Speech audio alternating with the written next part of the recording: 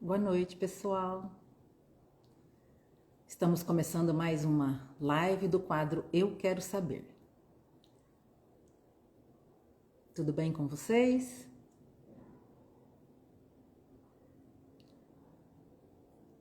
Hoje o assunto será sobre o Covid, né? O acompanhamento pós-Covid.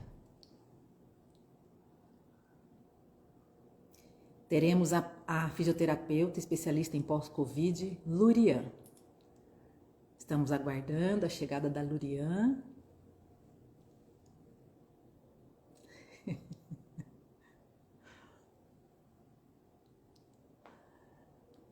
Alguém comentando aqui que eu tô lindona. Muito obrigada.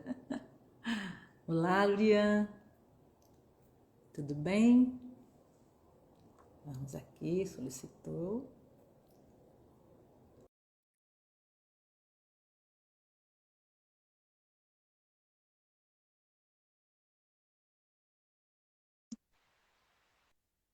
Olá, Lurian. Tudo bem com você? Boa noite. Boa noite, tudo bem com você? Tá me ouvindo bem? Sim, eu estou ouvindo bem. Você está me ouvindo bem? Tá Tá tudo bem? ótimo. Então tá jóia. Lurian, eu já estava comentando com o pessoal que hoje o assunto vai ser os cuidados pós-Covid, né? Que convidamos você, fisioterapeuta, especialista em pós-Covid. Mas eu queria que você se apresentasse, fizesse uma apresentação de onde você trabalha, qual sua especialidade, e eu gostaria que você ficasse à vontade. Bom, antes de mais nada, eu agradeço muito o convite. É um assunto assim, que quanto mais informação a gente tem, melhor a gente vai ficar, né? Porque são tantas coisas que a gente escuta que a gente tem que dar ouvido ao que a gente já sabe realmente. Eu me chamo Lúria, nasci aqui em Olímpia, sou fisioterapeuta. E hoje eu trabalho em duas frentes da fisioterapia, a fisioterapia respiratória e a fisioterapia ortopédica também, tá? Eu atendo tanto adulto quanto infantil. E na época da pandemia, eu trabalhei alguns meses servindo ali na linha de frente, ali em São José do Rio Preto. E agora, como está tudo mais tranquilo, né? Eu voltei para a área clínica e atendo aqui em Olímpia e em Rio Preto também. Certo, muito bom. Bom, mesmo que não fosse especialista na parte pulmonar, eu acho que o Covid forçou muito o fisioterapeuta a ter que fazer a parte pulmonar, ventilatória, né? Porque era assim, tinha até uma demanda muito grande, né? E todos tiveram que fazer um pouco, né? Porque a coisa esteve feia, né, Lúria? É É, Lúria, né? Me a desculpa. demanda, É mas Lúria? imagina, a demanda foi tão grande na época que a gente tinha mini cursos preparatórios. Cursos que antes a gente tinha que estudar 2 anos, a gente já fazia ali por volta de 45 dias para a gente já entrar em ação. Tamanha a demanda mesmo. Foi uma loucura. Quem passou por essa fase, que trabalhou no hospital, sabe como foi desesperador. Sim, eu imagino. E agora, só querendo alertar todo mundo, antes de a gente começar com o assunto em si, é que os casos estão aumentando de novo, né? A gente teve um início, um aumento só de casos, novos casos, sem internação, agora aumentou muito o número de internações, né? E provavelmente logo teremos os casos mais graves e novamente mortes, então, para todos ficarem espertos, continuarem se cuidando, né? Evitando aglomerações, usando máscara sempre que puder, porque o vírus está aí e a gente tem que continuar se cuidando, né? Então, Lurian, então nós temos algumas perguntas. Lurian, desculpa, me desculpa. Imagina. A gente tem algumas perguntas para falar sobre o pós-Covid, que a gente sabe que das maiores sequelas do Covid a gente tem a parte pulmonar mesmo, né? Então, o que Sim. você tem de falar em relação a, por exemplo, a fisiologia? O que acontece com a pessoa quando ela se infecta pelo Covid? O que acontece no pulmão dessa pessoa? Eu acho que uma coisa que tem que ficar muito clara é que nem toda pessoa que vai ser infectada por Covid, ela vai ter um comprometimento pulmonar. Isso é uma coisa assim, que tem que ficar muito claro. Eu costumo dizer o seguinte: tem pessoas que tiveram Covid, e se você perguntar para ela, você teve febre? Ela vai falar assim, não, não tive febre. Já teve outras que tiveram teve febre 10 dias da doença. Teve pessoa que perdeu o paladar, teve pessoa que não perdeu.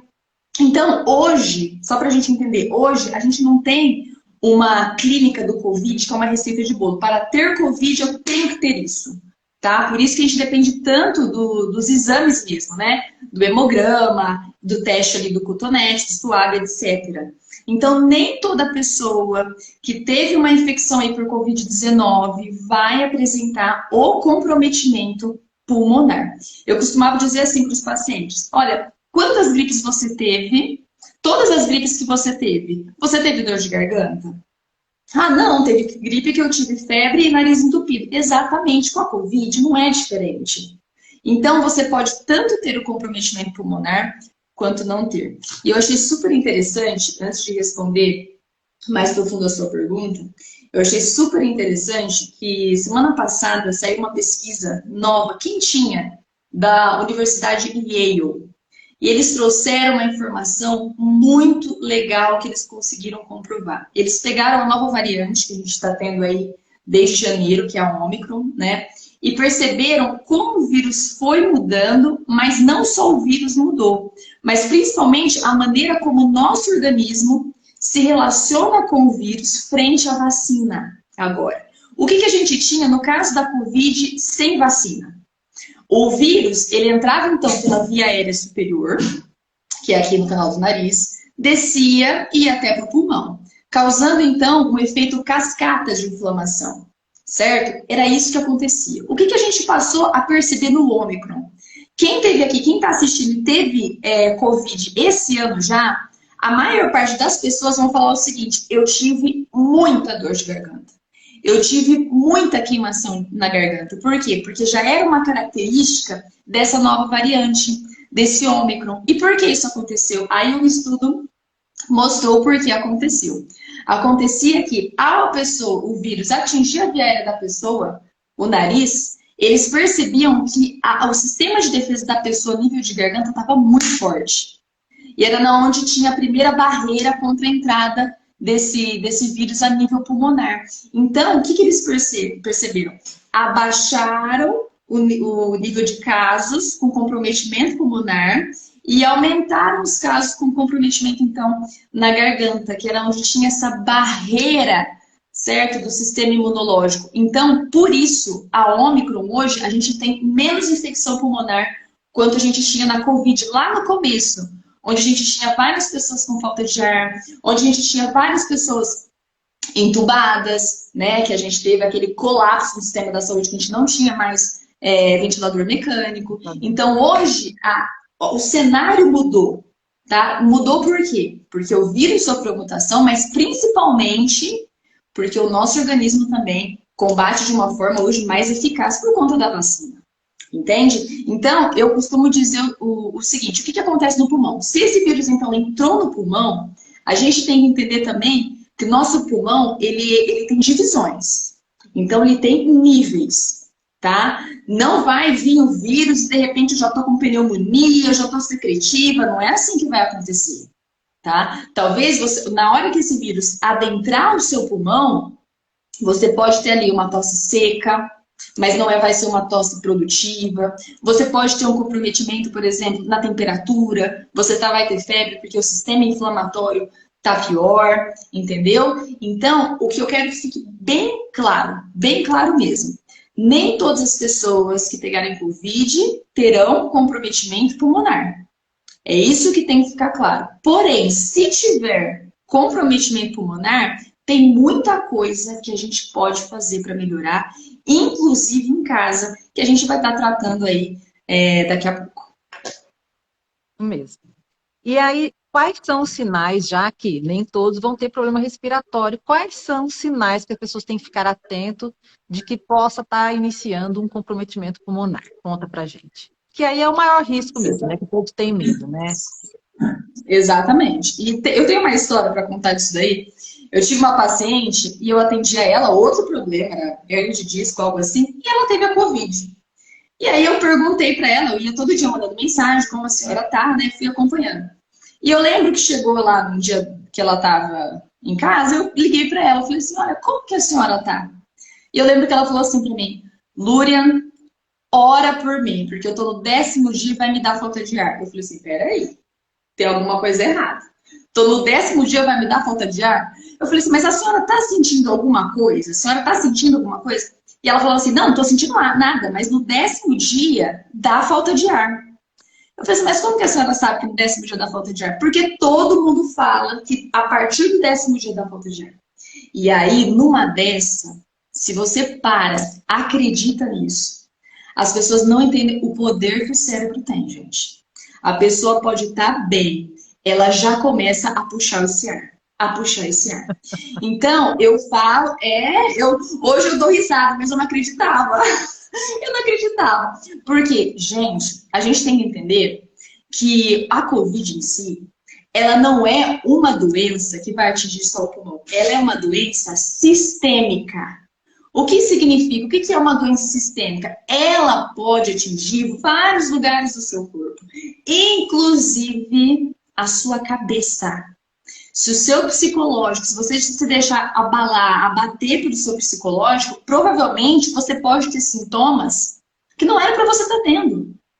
Eu contei uma historinha uma vez numa live que eu fiz, que foi o seguinte, não sei se você já ouviu essa história, que falava que um cara trabalhava num frigorífico.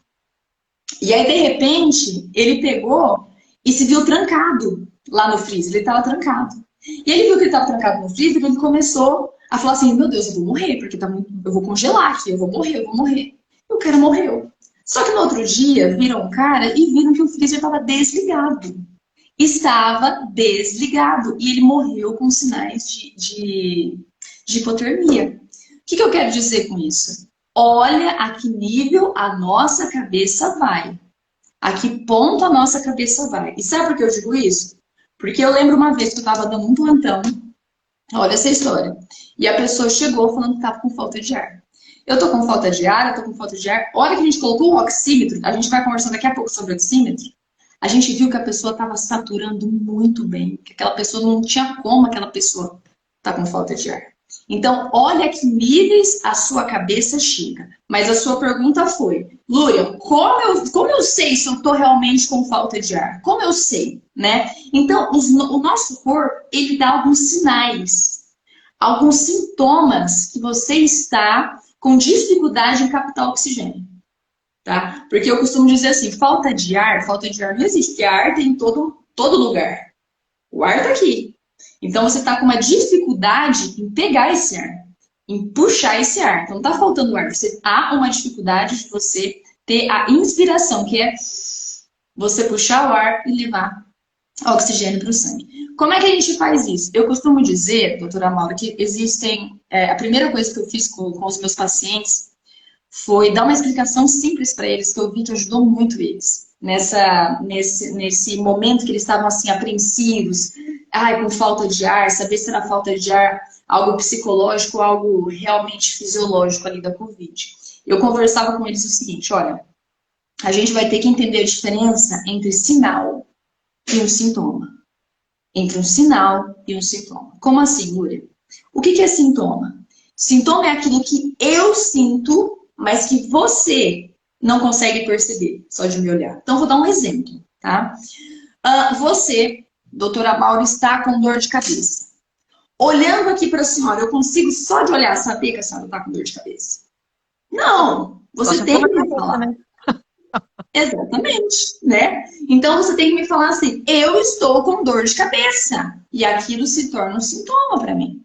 Agora, se o seu nariz começar a sangrar, você precisa me falar que seu nariz está sangrando para eu saber que está sangrando? Não, eu vejo que o seu nariz está sangrando. Então, isso já é um sinal. E por que eu dava essa introdução para os pacientes? Porque eu falava assim, a falta de ar, ela vem acompanhada com sinal. Você tem sinais característicos no seu corpo que o seu pulmão está em sofrimento. Então, quais são esses sinais? Geralmente, a gente fala que a gente ativa a musculatura acessória. O que é musculatura acessória? São músculos no nosso corpo que não trabalham para ajudar o pulmão a pegar ar, porém, se precisar, eles estão ali e podem entrar em ação. Tá bom? Então, o que a gente começa a fazer? Geralmente, esse músculo aqui do pescoço, ó, ele chama escaleno. Geralmente, quando a pessoa está com falta de ar, ele estufa, ele pula. Por quê? É quando a pessoa, ela puxa o ar com aquela dificuldade e ele então tem que se contrair muito para ajudar a pessoa a puxar. Então você vai fazer esse movimento. Ó, deu para ver? Viu como marca bem os cordões? Olha aqui, ó. Ó, tá vendo? E aí você tem o sinal aqui também da fúrcula, que é um lugar aqui, ó, que ele tem tipo uma saliência que quando a pessoa está em sofrimento, na hora que ela inspira, a gente consegue ver. Outra coisa que a gente vai reparar na pessoa, abaixo do peito, abaixo do seio, a gente começa a ver uma região demarcada. Por quê? Porque a barriga, ela adentra e o peito, ele estufa, fazendo para quê? Para que o pulmão cresça e você pegue mais ar. Claro que tem outros também, outros sinais, como por exemplo a coloração na boca, ou se não a temperatura ali das extremidades, pé, mão. E aí nesse quadro clínico, é claro, é uma urgência, uma emergência médica. Você já tem que procurar uma unidade de saúde. Mas o que eu deixo para vocês é o seguinte: ninguém vai ter crise de falta de ar assim, ó, plena. Tá linda, tendo falta de ar. Ninguém vai ter isso. Então, se acalme. Certo. Luri, e em relação ao oxímetro, você acha que todo mundo que está com Covid deve ter um oxímetro em casa? É quando que ele passa a ser necessário? Como utilizar ele? Ai, menina, esse oxímetro, olha, mas me deu uma dor de cabeça. Que eu lembro que a pessoa ficava com Covid, já queria comprar esse oxímetro.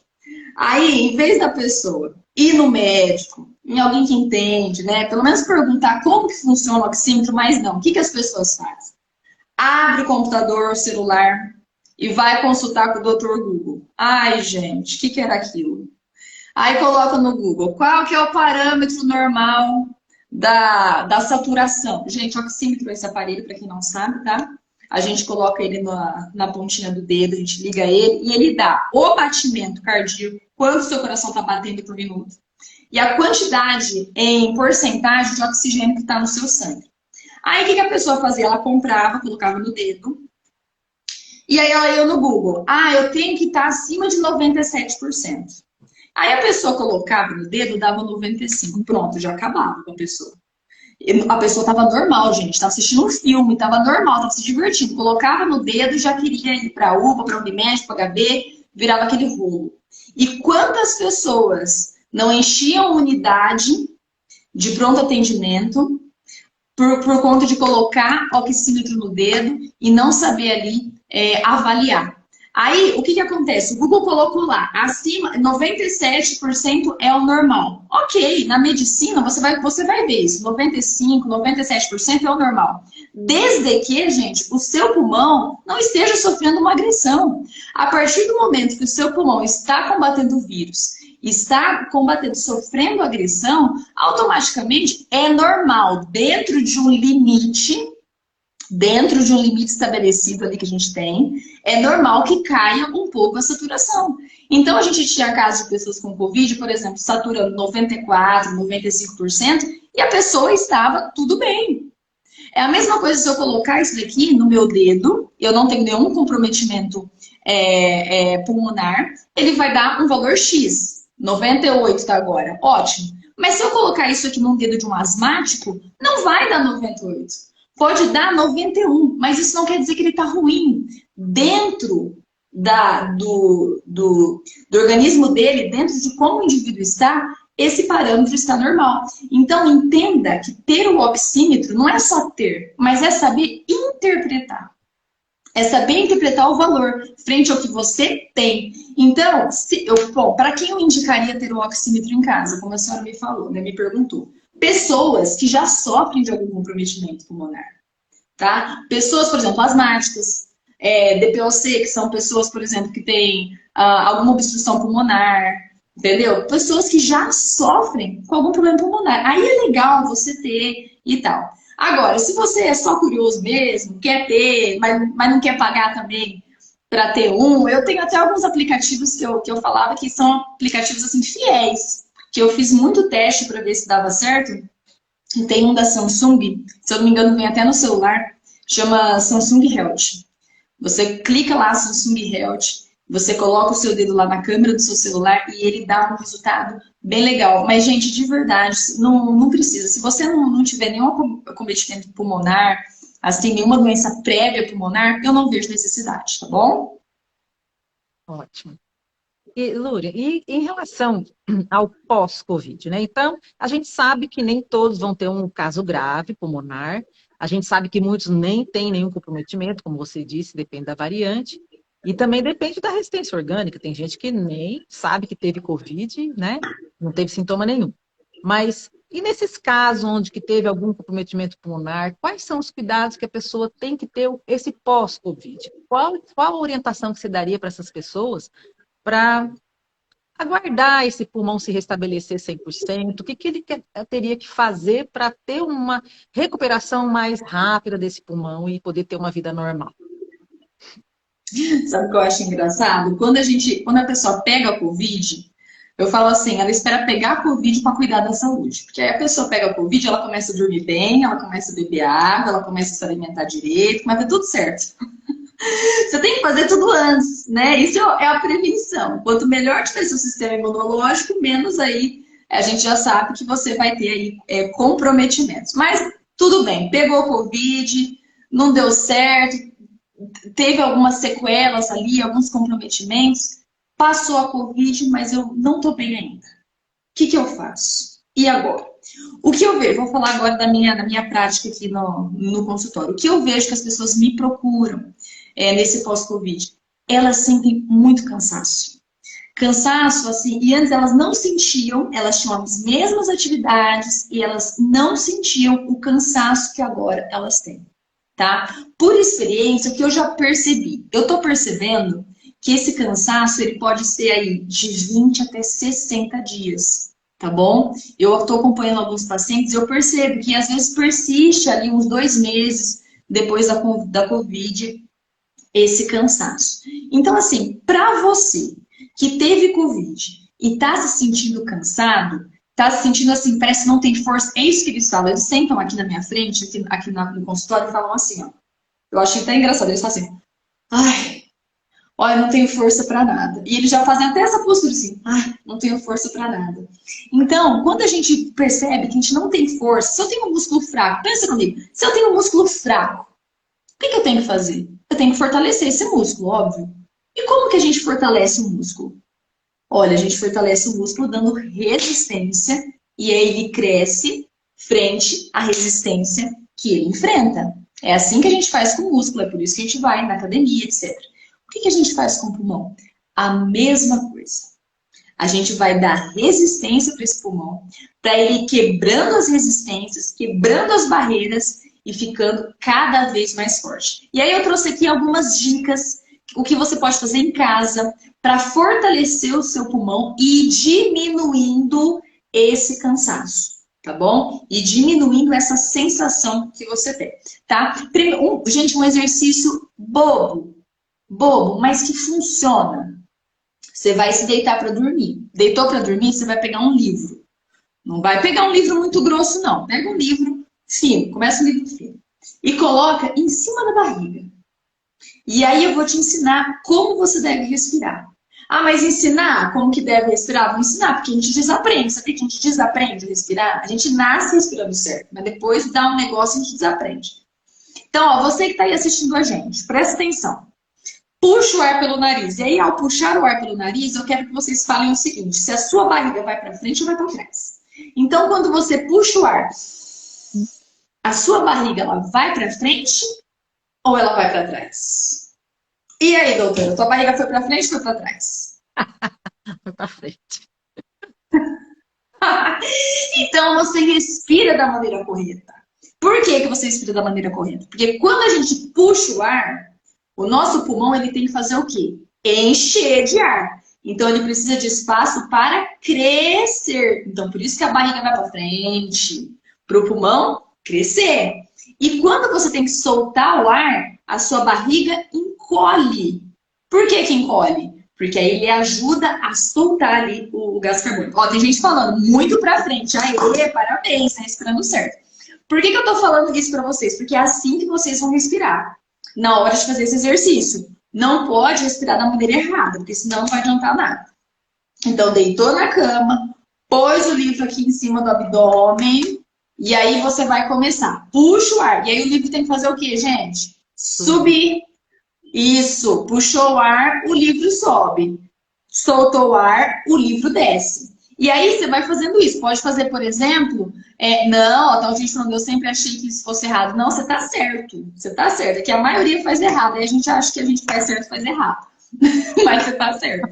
Ó, e aí você vai pegar e aí você vai fazer isso. Eu só quero ver se você vai conseguir fazer 3 vezes de 10, porque talvez na segunda sessão você já vai dormir, porque a gente vai dando um sono. Quando a gente começa a respirar correto, o oxigênio aumenta para o cérebro, vai dando um soninho gostoso. Então isso daí é uma dica, até se você não está conseguindo dormir. Então esse é um exercício assim, bobo, mas que faz diferença. Faz ali 3 de 10. O segundo exercício assim, legal. Bexiga. Ai, como é que eu faço para treinar? Pega a bexiga, gente. Vai encher bexiga. Vê se alguém tá precisando aí de ajuda para montar festa. Fala que você precisa, que você tá lá, que você pode encher bexiga. E vai ajudar bastante também. Outra coisa legal, se for criança, eu gosto de falar, sabe? Porque eu tive alguns pacientes infantis. Paciente infantil tem que ser mais lúdico. Entendeu? Tem que ser mais lúdico. Então, o que você pode fazer? Você pode pegar um copo de vidro, colocar água, certo? E aí coloca o canudo dentro do copo e fala para a criança fazer bolha, fazer bolha, fazer bolha, fazer bolha, fazer bolha. Se você quiser, para algumas crianças eu colocava estrelinha no fundo do copo e eu falava para elas, a estrelinha tem que subir, tem que subir. E aí elas faziam força, faziam força. Então, também dá.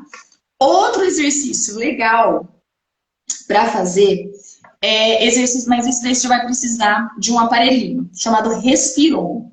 Como é que é esse aparelhinho Respiron? É um aparelhinho que a gente compra nessas casas assim, que vende coisa cirúrgica, etc. Ou pela internet também, que você vai pagar aí 20, R$ 25, tá? E aí é um aparelhinho que tem 3 bolinhas. E ele vem com um canudo. E aí você vai assoprando. No que você puxa o ar, a bolinha tem que subir. E aí se você vira o aparelhinho, você treina soltar o ar. Então, o aparelho em pé, você treina puxar o aparelho para baixo, você treina soltar o ar. E aí a resistência tá, você tem que fazer subir as 3 bolinhas. Mas esse chama Respiron, tá? Ai, Lu, não quero gastar dinheiro com isso. Então, já tem os outros exercícios que eu passei. E tem esse último aqui que eu vou passar que também dá certo. Que é pegar o ar em etapas. Como que funciona? Lembra, eu já expliquei para vocês como é que vocês respiram. Barriga para frente quando puxa o ar. Barriga para frente, tá bom? Como é que vocês vão fazer? Vocês vão puxar o ar em etapa. Fecha a boca, puxa o ar em etapa. Então, hora que encheu, aí você solta de uma vez. Gente, esse exercício parece bobo, mas faz tanta diferença. É tão legal. Então, essas são algumas coisas aí que você pode fazer se você tiver com essa dificuldade tiver cansado demais, sentir que o pulmão tá fraco. Esses são alguns exercícios que você pode fazer em casa, tá bom? Claro que se você precisar de algum acompanhamento, alguma coisa, você pode procurar um fisioterapeuta respiratório também, que a gente vai te ajudar. E você acha que orientar uma atividade física aeróbica, uma caminhada, essas coisas também ajudam? Apesar de que, Com, apesar de que também, com até na hora da caminhada, tem que fazer a respiração correta, né? Exatamente. Eu falo assim, ó, a gente tem que entender o bom senso também. Você tá com cansaço respiratório, você não vai querer sair correndo, né? Hoje eu vou correr 5 quilômetros. Vai cair na esquina, não tem como, vai cair, não tem como. Você vai começar como? Uma caminhada, aí você para um pouco, senta um pouco, se sentir cansado, anda de novo, não tem problema, né? Então, assim, toda vez que eu coloco meu pulmão para fazer um exercício, eu preciso também saber respeitar o meu limite. Eu preciso também saber quando é a hora de dar descanso, quando é a hora de eu parar. Então, assim, usa o bom senso. Não vai procurar aquela atividade física extenuante, aquela atividade física que, sabe, pede muito de você. Comece aos poucos. Ô, Lúria, em relação aos pacientes que foram traqueostomizados, e aí eles são aqueles casos mais graves, né? O que você acha que pode fazer de diferença no pós-Covid a pessoa traqueostomizada? Você pode falar alguma coisa para a gente? Essa pessoa tem que tomar um pouco mais de cuidado com alguma coisa, algum exercício diferente?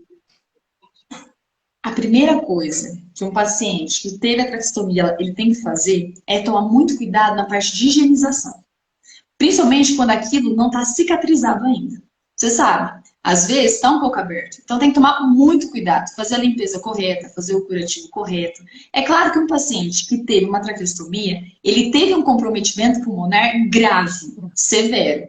Senão o médico não ia ter adotado esse tipo de prática ali para ele. Tá? Então, o que acontece? Para esse tipo de paciente, olha só o andar já é um exercício para o pulmão dele.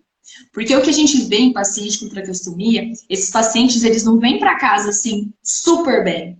Esses pacientes, eles passaram dias deitados, eles passaram dias sem andar. Então, para você, por exemplo, porque assim, o paciente que vem pós-traqueostomia, ele precisa de um fisioterapeuta, tá? Ele vai precisar de um auxílio de um fisioterapeuta em casa, ali para os primeiros movimentos. Então, a dica que eu dou para você, profissional de saúde, que pegar este tipo de paciente, a primeira coisa que você tenta fazer com ele, veja a higiene do local, isso é muito importante, para não proliferar de bactéria, ele não ter contato com outras infecções, etc. E, principalmente, coloque esse paciente o quanto antes na deambulação, que é o quê? Para andar. Coloque esse paciente. Eu sempre falo o seguinte, o nosso corpo ele foi feito para muito movimento, para muito líquido e para pouco alimento. O problema é que a gente inverte. A gente come muito, anda pouco, né? E bebe menos água ainda. Então a gente tem que mudar esse cenário. Ô, Núria, e aí em relação também à parte, fora a parte pulmonar, a parte que você já estava falando, dos casos mais graves, que ficaram dias numa cama, sem movimentar, entubados, a parte motora, né? Então, a mesma forma, como você falou, a maioria das pessoas que ficaram dessa forma na UTI sai de cadeira de roda do hospital, não consegue andar, né? Então, Sim. quais os cuidados, além de, lógico, uma fisioterapia urgente para ajudar, o que pode ser feito em casa, os familiares fazerem para ajudar na recuperação desses pacientes? Bom, eu acho que a primeira coisa que você tem que prestar atenção quando você leva um paciente assim crítico para sua casa, primeiro, você tem que se lembrar muito das posturas que você vai colocar essa pessoa. Porque às vezes a pessoa fala assim, é só deixar ele na cama o dia inteiro. Não, não é assim, não é ficar na cama. Você tem que mudar as posturas da pessoa para evitar úlceras, para evitar escaras, entendeu? É igual eu falei, você precisa de movimento. O teu corpo ele foi feito para se movimentar. Se a pessoa, ela, não consegue se movimentar de uma maneira ativa, a gente fala na fisioterapia que a gente vai começar, então, o movimento passivo. O que é o movimento passivo? É quando você não consegue fazer, mas alguém faz por você. Então, se aquela pessoa não consegue mexer as pernas, então vai lá o familiar, pega a perna da pessoa, mexe um pouco, pega a outra perna, mexe um pouco e vai. Aí eu já ouvi assim, né, de cuidadores. Mas se eu fizer, ele nunca vai querer fazer, que ele vai acostumar. Gente, alguém quer ficar acostumado ao querer que alguém mexa a perna da pessoa? Não. A gente quer andar, a gente quer ter nossa vida. Não é assim. Então você começa de uma forma passiva, e aí você vai perceber que não vai ser assim, ó. Na segunda-feira você que movimenta a perna do paciente, na terça-feira ele está andando. Não. O que você vai fazer? Você vai começar de uma maneira passiva, depois você vai passar para o que a gente chama de passivo assistido. O que é o passivo assistido? Perdão, ativo assistido. O que é o ativo assistido? É quando você começa o movimento, mas aí ele já dá conta de terminar. Olha só, antes você fazia tudo, agora você faz metade e aí você dá voz de comando para ele. Olha, tenta, daqui para frente, você consegue? Ah, sim, eu consigo. E aí os dias vão passando e ele já vai estar fazendo o ativo. Então eu sempre costumo falar o seguinte, é o passivo, o ativo assistido e o ativo. Esse é o caminho. Porque eu acho muito ruim para o paciente que está numa cama e ele sabe da debilidade que ele ter mais uma carga que jogam nele de falar assim, você tem que conseguir. Você já superou, você passou pelo pior. Não, gente, ele pode ter passado pelo pior, mas ele ainda tem muita coisa a ser superada. E aí vai o amor, vai o respeito e vai a paciência. Paciência. Ô, Lúria, tem umas questões aqui que mandaram para a gente. A Nilda perguntou que ela disse que ela teve Covid em janeiro, foi tranquila a Covid dela, mas ela ficou com uma tosse que não passa. E o que fazer com essa tosse que não passa? Bom, aí a primeira pergunta que a gente tem que fazer para essa paciente: como é essa tosse? Porque uma tosse é diferente da outra tosse. Como assim? A característica dessa tosse. Essa tosse é uma tosse seca? Não tem secreção? É um tipo de tosse, é um tipo de problema. Ou essa tosse é uma tosse produtiva, ela tem secreção. O que é secreção? É o catarro. Ela tem aquele muco, ela tem aquele incômodo na garganta, entende? Então vamos lá. Se for seca, eu preciso de algo, não tá seco, eu preciso de algo que lubrifique essa garganta, esse sistema, essa via aérea superior, certo? Qual é a principal dica que eu dou para você se está seca? Para fluidificar. A inalação é ótimo. Ótimo, ótimo, ótimo. Mas, Lúria, eu não tenho um aparelhinho. Gente, vou dar uma receitinha de vovó que dá certo. É tira e queda. Vai pegar uma bacia, vai ferver um pouquinho de água, coloca água quente na bacia. Sabe o que você faz? Você pega uma toalha, coloca em cima da cabeça a toalha, envolve também a bacia e fica respirando aquele arzinho quente. Fica respirando aquele arzinho quente. Aquilo ali já vai lubrificar bastante. E aí a tosse seca, ela irrita muito a garganta. O que você pode fazer então? Um chazinho. Que chazinho? Gente, chazinho, limão, mel e alho. Batata. Batata. Vai ajudar muito a cicatrizar a sua garganta. O limão também ajuda demais e o mel é um lubrificante. Gente, como é que ela chama, doutora? É a Quem perguntou? Nilda. Hilda. Nilda. Nilda.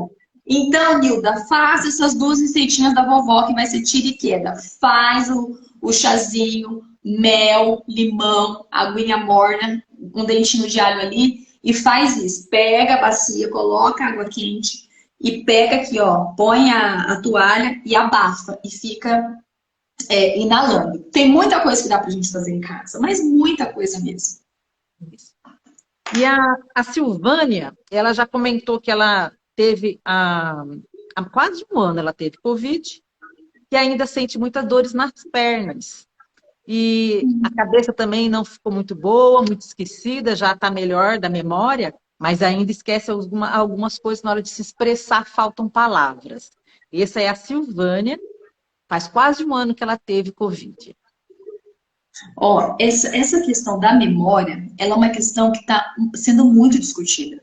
E se você for pegar um dos estudos que essas universidades dos Estados Unidos elas estão pesquisando, a maioria vai ser com relação ao cérebro e aos danos. Por isso, no começo da nossa live, eu falei, as pessoas acham que a Covid ela comete só o pulmão.